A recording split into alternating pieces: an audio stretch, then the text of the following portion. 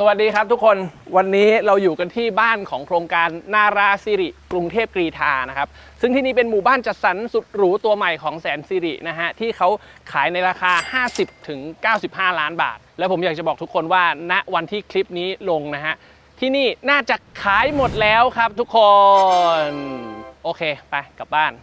คลิปนี้นะมันคงจะไม่ค่อยมีประโยชน์เท่าไหร่ถ้าเกิดผมมานั่งพูดว่าที่นี่มันดียังไงน่าซื้อยังไงไม่น่าซื้อยังไงเพราะว่ามันก็ไม่เหลือให้เราซื้อแล้วอะแต่ว่าวันนี้เรามาคุยกันดีกว่า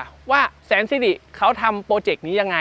ให้บ้านซึ่งราคาก็ไม่ได้ถูกนะสามารถขายหมดได้ภายใน2 เดือนเดี๋ยวไปดูกัน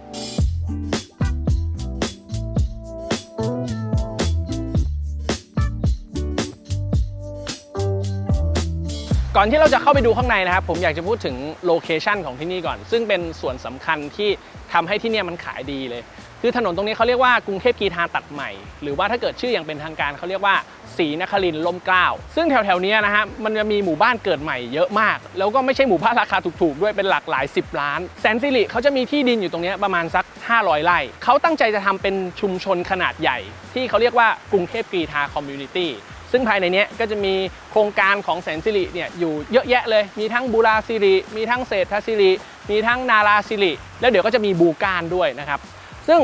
การที่เขามีโปรเจกต์จำนวนมากอยู่ตรงนี้มูลค่ากว่าประมาณ 30,000 ล้านเนี่ยทำให้เขาต้องเพิ่มมูลค่าโครงการให้โครงการเขาขายดีสิ่งที่เขาทำก็คือเขาตัดถนนเพิ่มจากกรุงเทพกรีฑาตัดใหม่เนี่ยไปออกที่รามคำแหง68ซึ่งอันนี้มันจะเป็นทางลัดส่วนตัวที่มีเฉพาะลูกบ้านเท่านั้นที่จะใช้ได้นะครับเขาทำถนนเส้นนี้ให้มันดูสวยงามด้วยมีการปรับภูมิทัศน์ปรับทัศนียภาพให้มันดูดีปลูกต้นไม้ตลอดแนวแถมหน้าโครงการเขาก็ทำดีด้วยนะครับมันเลยกลายเป็นจุดขายที่สำคัญมากๆที่ทำให้ที่นี่มันขายดีแล้วก็ได้เปรียบกว่าคนอื่น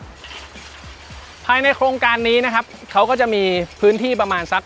57 ไร่แล้วก็จะมีบ้านอยู่ทั้งหมด86 ยูนิตซึ่งจะเป็นบ้านขนาดใหญ่หมดเลยนะครับเนื้อที่ใช้สอยเนี่ยประมาณสัก495จนถึง687 ตารางเมตรแล้วก็ตั้งอยู่บนที่ดินประมาณสัก120ถึง250 ตารางวานะครับแล้วก็ถ้าเกิดเราเทียบขนาดที่ดินกับจำนวนยูนิตเนี่ยต้องบอกว่าที่เนี่ยมันถือว่าความหนาแน่นต่ำมาก private มากนะครับแล้วก็เขาจะมีการจัดทัศนียภาพภายในโครงการเนี่ยให้มันดูสวยงามอันดับแรกเลยคือสายไฟฟ้าเนี่ยก็จะเอาลงใต้ดินทั้งหมดนะฮะให้มันดูคลีนที่สุดคอนเซปต์การออกแบบของโครงการนี้เขาเอาอินสปิเรชันมาจากนิวยอร์กในช่วงประมาณปี 1850 ถึง 1900 นะครับซึ่งในยุคนี้มันเป็นยุคที่เศรษฐกิจของอเมริกากำลังเติบโตอย่างก้าวกระโดดมากๆมีการพัฒนาเมืองไปอย่างต่อเนื่องนะครับที่นี่เขาก็เลยเอาดีไซน์เอลิเมนต์หลายๆอย่างในยุคนั้นมาใส่ไว้ในโครงการแล้วมันมีสิ่งปลูกสร้างหนึ่งที่เป็นของสำคัญมากของคนนิวยอร์กแล้วก็เกิดขึ้นในยุคนี้นั่นก็คือเซ็นทรัลพาร์คนั่นเองครับเซ็นทรัลพาร์คเนี่ยหลายๆคนรู้จักอยู่แล้วมันคือสวนสาธารณะขนาดใหญ่ที่ตั้งอยู่ใจกลางของเกาะแมนฮัตตันซึ่งถ้าเกิดเวลาเรามองจากท็อปวิวมันจะเป็นเหมือนกับพื้นสี่เหลี่ยมขนาดใหญ่มากตัวโครงการนี้ตัวพื้นที่ส่วนกลางตรงนี้เขาก็เปรียบได้กับมันเป็นเซ็นทรัลพาร์คของโครงการนี้ซึ่งถ้าเกิดเรามองจากท็อปวิวตรงนี้มันก็จะเป็นเหมือนกับสี่เหลี่ยมก้อนใหญ่ๆเหมือนกันแล้วก็ที่เซ็นทรัลพาร์คเนี่ยถ้าเกิดใครเคยไปเนอะเขาจะมีเลคอยู่เป็นทะเลสาบแล้วก็ติดกับเลคจะมีแลนด์มาร์ค2 อันที่สำคัญมากๆที่เนี่ยเขาก็มีด้วยก็คือ Bethesda Terrace นะครับกับ Bethesda Fountain แถมบนน้ำพุเนี่ยมี Angel of the Water ที่เป็นแบบรูปปั้นเทพธิดาอยู่ข้างบนด้วยคือเขาตั้งใจทำให้มันเหมือนมากๆเวลาใครไปที่เซ็นทรัลพาร์คก็ต้องชอบไปถ่ายรูปกับตรงนี้บางคนอาจจะรู้สึกว่าเฮ้ยเขาก็แค่เอาแลนด์มาร์คมาวางให้มันดูแบบว่าดูใกล้เคียงเฉยแต่จริงไม่ใช่นะเขาเอาดีไซน์เอลิเมนต์หลายๆอย่างจากเซ็นทรัลพาร์คมาใช้กับตัวพื้นที่สวนตรงนี้ด้วยไม่ว่าจะเป็นทางเดินที่ปูแบบแฮริงโบน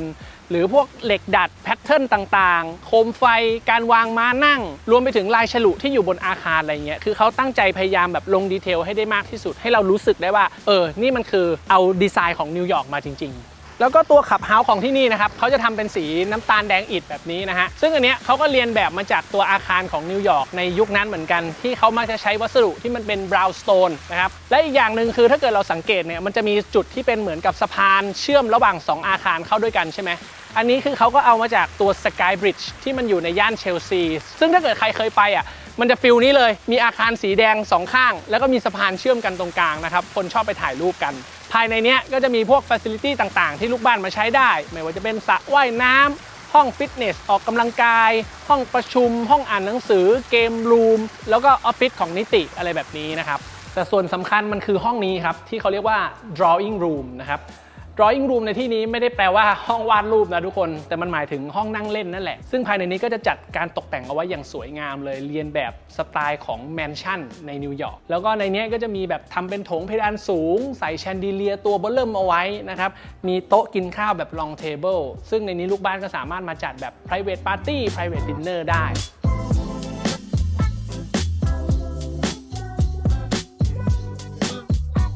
ดีไซน์ภายนอกของตัวบ้านที่นี่นะครับเขาจะได้รับอินสปิเรชันมาจากศิลปะในยุค Renaissance Revival นะครับซึ่งจะอยู่ในช่วงประมาณปี 1850 ถึง 1900 หน้าตาของอาคารในยุคนี้มันจะมีความคลาสสิกแล้วก็แสดงออกถึงความมีฐานะนะครับฟาสาดภายนอกจะมีการเดินคิ้วเดินบัวใช้ซุ้มโค้งครึ่งวงกลมนะครับหรือว่าใช้รูปทรงเลขาคณิตที่มันทำให้เกิดความสมมาตรแล้วเขาก็เอาสิ่งเหล่านี้นะครับมาใส่เป็นดีไซน์เอลิเมนต์ของตัวบ้านที่นี่ให้หน้าบ้านมันดูพิเศษไม่เหมือนกับบ้านทั่วๆไปครับ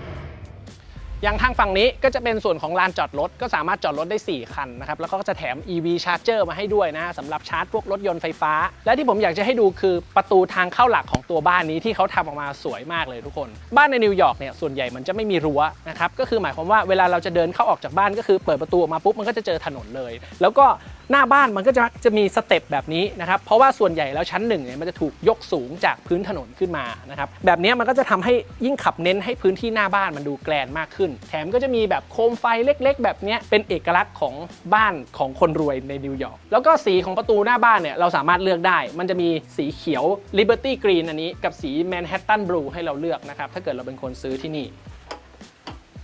เปิดผิดด้านเข้ามาในบ้านครับเราจะมาพบกับพื้นที่ที่มันเป็นโฟเย่โถงต้อนรับเล็กๆตรงนี้ก่อนนะฮะตรงนี้ไม่ได้เอาไว้ทำอะไรมากเป็นจุดต้อนรับแล้วก็ไว้นั่งใส่รองเท้าเพราะว่าตรงนี้จะมีห้องเก็บรองเท้าอยู่ทุกคนแล้วก็ไม่ใช่ห้องเล็กๆนะคือเก็บรองเท้าได้แบบเป็น100 คู่อ่ะบ้านใครสะสมรองเท้านี่ก็คือ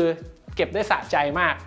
ส่วนถัดเข้ามานะครับจะเป็นส่วนของห้องรับแขกตรงนี้จะเป็น formal living นะฮะที่เขาจะจัดโซฟาไว้ดูแบบทางก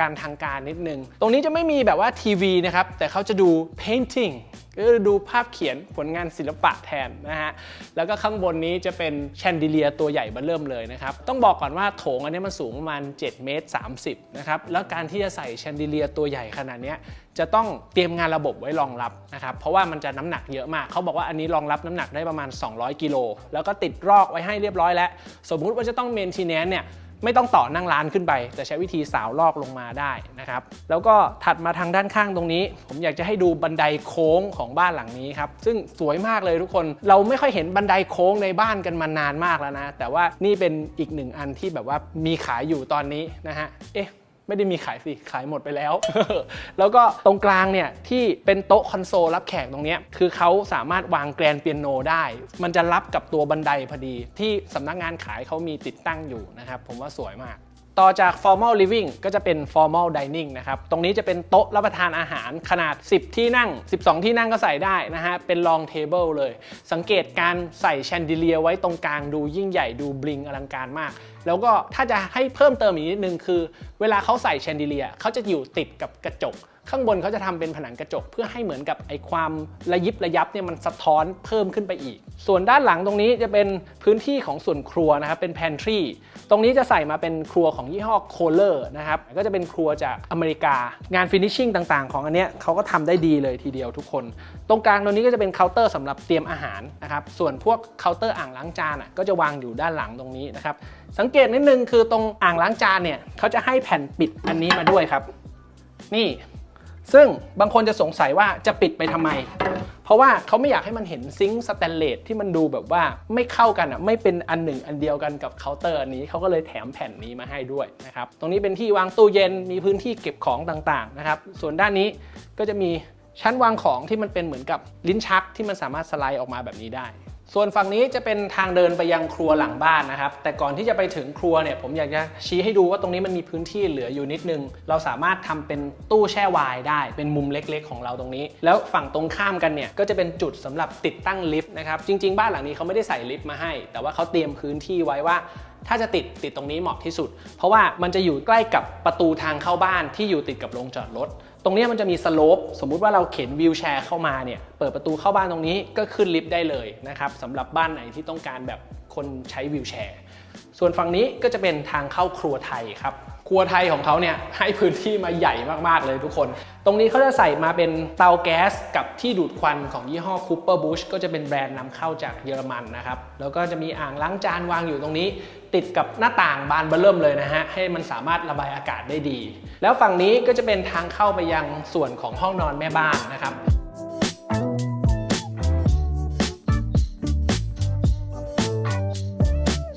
ก่อนที่จะขึ้นไปชั้น2นะครับอยากจะพามาดูห้องนี้ก่อนที่มันอยู่ติดกับหน้าบ้านอันนี้เป็นห้องอเนกประสงค์แหละที่เขาจัดมาเป็นห้องออกกำลังกายนะครับผมอยากจะพามาดูเครื่องนี้แหละอันนี้จะเป็นเครื่องเทคโนจิมเครื่องออกกำลังกายนะครับที่เป็นรุ่น Limited Edition ที่เขาไปคอลแลบกับ Dior นั่นเองสำคัญที่สุดอยู่ตรงนี้ครับนี่โลโก้ Dior นะแล้วก็มี3ชิ้นเขาใส่มา3ชิ้นเลยอันนี้เขาไม่ได้แถมนะแต่ว่าเขาใส่มาให้ดูเฉยๆว่ามันคู่ควรกับบ้านหลังนี้ส่วนฝั่งนี้ก็จะเป็นเหมือนกับชุดโต๊ะจิบน้ำชายามบ่าย afternoon tea นั่งฟังเพลงไปด้วยอะไรแบบนี้อ่านหนังสือไปด้วยตรงนี้มันจะมีทางเดินออกไปยังสวนข้างบ้านเพราะว่าพื้นที่นอกบ้านของบ้านหลังนี้ก็ค่อนข้างใหญ่พอสมควรบางทีเราอาจจะอยากแบบชวนเพื่อนมาบ้านนั่งจิบน้ำชาออกไปชมสวนนิดหน่อยก็สามารถทำได้นะครับห้องนี้มันก็จะได้บรรยากาศที่มันพิเศษกว่าห้องอื่นๆในบ้านนั่นเองต่อมาก็ขึ้นมาที่ชั้น2บ้างนะครับในบ้านหลังนี้มันก็จะมีฟังก์ชันแบบแปลกๆหลายอย่างที่บ้านทั่วๆไปไม่มีผมอยากจะเริ่มต้นจากตรงนี้ก่อนถ้าห้องข้างล่างเมื่อกี้เป็นห้องจิบน้ำชายามบ่ายผมว่าห้องนี้อาจจะเป็นห้องกินกาแฟตอนเช้านะครับอันนี้มันจะเป็นห้องพิเศษที่เหมือนกับเป็นติ่งที่ยื่นออกมาหน้าบ้านแล้วเขาจะใส่เป็นผนังกระจกโค้งแบบนี้แล้วข้างบนก็มีเป็นสกายไลท์ลงมาด้วยจะได้แสงธรรมชาติส่องเข้ามามุมนี้จะเป็นมุมที่พิเศษมากๆนะฮะอันนี้เป็นแค่พร็อพแต่จุดประสงค์ของมันจริงๆคือนี่คือมุม Instagram ที่น่าจะสวยที่สุดในบ้านหลังนี้นะฮะก็เหมือนกับแบบว่าเรานั่งกินโอ้โหชีวิตผมดีมากๆเทน้ำชาหน่อยกินมาคารองอะไรอย่างนี้นะฮะ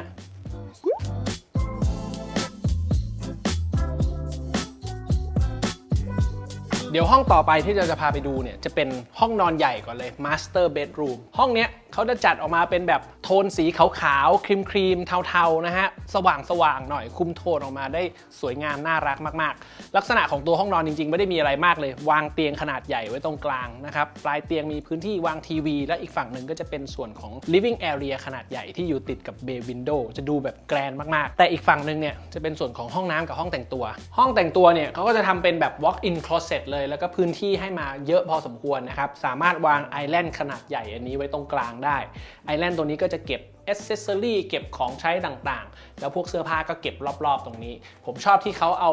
แบบวอลเปเปอร์มาใส่ไว้ตรงหน้าบานมันดูพิเศษดีนะครับเขาก็จะมีโต๊ะเครื่องแป้งให้ทั้งของคุณผู้ชายแล้วก็คุณผู้หญิงเลยแต่ว่าของคุณผู้ชายดูจะเสียเปรียบพอสมควรเพราะว่าเล็กนิดเดียวเลยนะฮะแล้วเดินข้ามมาอีกฝั่งหนึ่งก็จะเป็นส่วนของห้องน้ำแล้วนะครับซึ่งผมชอบห้องน้ำของบ้านหลังนี้มากเลยเพราะว่ามันดูสวยมากตรงกลางเนี่ยจะวางเป็นเคาน์เตอร์อ่างล้างมือแบบ2อันแบบนี้ซึ่งมันจะวางอยู่ตรงกลางห้องเลยแบบนี้ดูผิวเผินเหมือนไม่มีอะไรนะแต่จริงๆเขาต้องต่องานระบบมาจากพื้นขึ้นมานะครับเพื่อให้มันลอยอยู่ตรงกลางห้องแบบนี้ได้และอีกฝั่งหนึ่งเนี่ยก็จะเป็นอ่างอาบน้ำที่วางอยู่ติดกับหน้าต่างได้แสงธรรมชาติเป็นมุมที่สวยมากเลยครับแล้วก็สุดท้ายเนี่ยฟีเจอร์พิเศษของบ้านหลังนี้คือเราจะได้ชาวเวอร์แบบดับเบิลนะฮะสามารถอาบน้ำพร้อมกัน2คนก็ได้นะครับเอาให้สะใจไปทั้งครอบครัวเลยแล้วต่อมานะครับตรงนี้ก็จะเป็นทางเดินที่แจกจ่ายไปยังห้องต่างๆซึ่งเดี๋ยวผมจะขอเริ่มจากฝั่งนี้ก่อนซึ่งจะเป็นห้องทำงานนะครับอันนี้จะเป็นแบบโต๊ะทำงานที่ดูจริงจังมากๆเลยทุกคนความจริงห้องนี้มันเป็นหนึ่งในห้องนอนนะครับที่เขาคอนเวิร์ตมาเป็นห้องทำงานเผื่อว่าแบบห้องนอนมันเพียงพอกับจำนวนสมาชิกและห้องนี้เราก็เลยใช้ไปทำอย่างอื่นได้นะครับแล้วก็เดินออกมาข้างนอกปุ๊บก็จะเป็นส่วนของ pantry นะครับเผื่อว่าบางทีเรานั่งทำงานเยอะไงแล้วมันเครียดแล้วเราก็ออกมาหาอะไรกินตรงนี้ได้แล้วก็วางแบบขนมวางเบอร์เรโลอะไรอย่างเงี้ยเก็บใส่กระเป๋าแล้วพอเราเดินเข้ามาด้านในสุดตรงนี้มันก็จะเป็นห้องนอนอีก2ห้องนะครับซึ่งจะมีแชร์สเปซเป็นเหมือนกับพื้นที่นั่งเล่นอยู่ข้างหน้าห้องอีกนิดนึงอยากจะพาเข้ามาดูห้องนอนด้านในสุดอันนี้เพราะว่าห้องนอนในนี้มันจะเป็นเหมือนกับห้องนอนเบอร์2เผื่อว่าคุณพ่อคุณแม่อยู่ห้องนู้นแล้วจะมีคุณลูกที่อาจจะแต่งงานแล้วแต่ยังไม่ย้ายออกยังอยู่ด้วยกันอยู่เงี้ยก็อาจจะใช้ห้องนี้แทนนะครับเพราะว่ามันมีสเปซที่ใหญ่พอที่จะอยู่อาศัย2คนได้นั่นเอง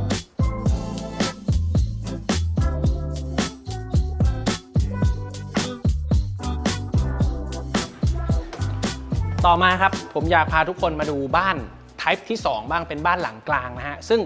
ผมรู้สึกว่าคาแรคเตอร์ของบ้านหลังนี้มันแตกต่างจากบ้านหลังใหญ่สุดอย่างสิ้นเชิงเลยก็คือบ้านหลังนี้พื้นที่มันจะประมาณ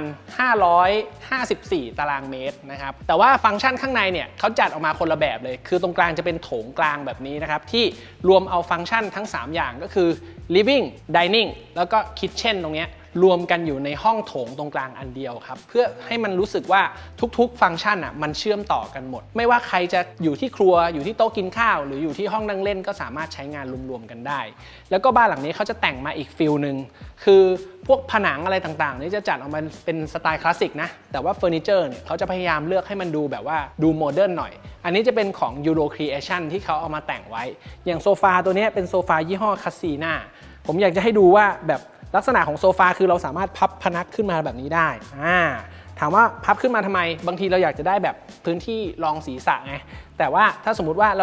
ารู้สึกว่ามันเกะกะเงี้ยเราก็พับลงไปนะครับมันก็จะทำให้แบบดูคลีนกว่าดูมินิมอลกว่านั่นเองรวมถึงเฟอร์นิเจอร์อื่นๆเนี่ยมันก็จะดูแบบดูสวยงามดูเข้ากับบ้านนี้ที่แบบวัยรุ่นหน่อยอีกอย่างหนึ่งคือด้านหลังบ้านเนี่ยมันจะเป็นสระว่ายน้ำนะครับซึ่งอันนี้เป็นออปชั่นเสริมเราสามารถซื้อเพิ่มได้นะครับก็ราคาจะอยู่ประมาณ1 ล้านกว่าบาทพอเราทำแบบนี้เราสามารถจัดพูลปาร์ตี้ในบ้านได้ชวนเพื่อนๆมาเปิดประตูตรงนี้กระโดดลงน้ำได้เลยอะไรแบบนี้นะครับไอ้ความเชื่อมโยงเนี้ยมันต่อเนื่องขึ้นมาถึงบริเวณชั้น2เลยนะครับพอเราเดินขึ้นมาปุ๊บเนี่ยเราจะเจอกับโถงทางเดินยาวๆตรงนี้นะครับที่ด้านข้างก็จะมีห้องอเนกประสงค์ต่างๆที่เขาจะไม่ได้ใส่ประตูมานะถ้าเราสังเกตเพื่อให้มันดูแบบสบายๆโปร่งๆแล้วเวลาเรามายืนเกาะระเบียงอยู่ตรงนี้เราจะมองเห็นกิจกรรมต่างๆที่มันเกิดขึ้นอยู่ข้างล่างนะครับทำให้รู้สึกว่าคาแรคเตอร์ของบ้านหลังนี้มันจะเหมาะกับคนที่ชอบความเชื่อมโยงกันคนในบ้านไม่ว่าจะอยู่ข้างบนหรือข้างล่างก็รู้สึกว่าเรามองเห็นซึ่งกันและกันซึ่งบางคนก็จะชอบฟิลของบ้านหลังนี้มากเป็นพิเศษเลยและหลังสุดท้ายก็จะเป็นหลังไซส์เล็กสุดนะครับไซส์ S ซึ่งหลังเนี้ยฟิลมันก็จะต่างจากอีก2หลังแรกเลยหลังแรกสุดมันจะดูอลังการดูแบบฟอร์มอลใช่ป่ะหลังที่2มันจะดูแบบชิคคูลโมเดิร์นหน่อยส่วนหลังนี้คาแรคเตอร์มันจะออกแนวแฟมิลี่ออกโคซี่ออกวอร์มอุ่นๆหน่อยฟังก์ชันมันจะมีการแบ่งให้มันเป็นสัดเป็นส่วนมากขึ้นบ้านหลังนี้ผมอยากจะพาขึ้นชั้น2มาดูฟังก์ชันห้องนอนของเขาซึ่งมันแปลกดีทุกคนอย่างตรงนี้จะมีห้องนอนเด็กอยู่อันนึงนะครับเขาแต่งเป็นโทนสีแบบเขียวน้ำทะเลตัดกับสีเหลืองอะไรเงี้ยน่ารักมากๆแล้วถัดออกมาเนี่ยตรงนี้จะมีอีกห้องหนึ่งซึ่งเป็นห้องเด็กเล่นนะครับซึ่งห้องเด็กเล่นตรงนี้ฟังก์ชันมันก็ดูเหมือนจะไม่มีอะไรใช่ไหมแต่มันเชื่อมอยู่ติดกับห้องนอนมาสเตอร์เบดรูมแปลว่าสมมุติว่าคุณพ่อคุณแม่พักอยู่ห้องนี้สามารถเดินมาดูแลน้องในห้องตรงนี้ได้ซึ่งมันจะเหมาะมากเลยกับครอบครัวที่อาจจะเพิ่งมีลูกเล็กนะครับแล้วทำให้คาแรคเตอร์ของบ้านทั้ง3หลังเนี่ยมันแตกต่างกันหมดเลยนะฮะ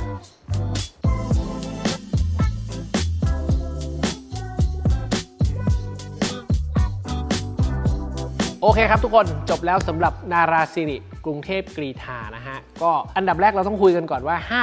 50-95 ล้านที่นี่แพงไหมต้องบอกว่าแพงนะเพราะว่าโครงการนี้ถือว่าเป็นหนึ่งในโครงการที่จัดจ้านที่สุดในย่านกรุงเทพกรีฑานี้เลยก็ว่าได้แต่การที่เขาขายเร็วขนาดนี้มันต้องมีอะไรบางอย่างที่อื่นไม่มีแล้วที่นี่มีนะครับอันดับแรกผมว่ามันเป็นความได้เปรียบของกรุงเทพกรีฑาคอมมูนิตี้นะเพราะว่าทั้งหมดตรงนี้มันเป็นโครงการของแสนสิริหมดเลยมันเลยทำให้เขาสามารถควบคุมได้ว่าสภาพแวดล้อมมันจะเป็นยังไง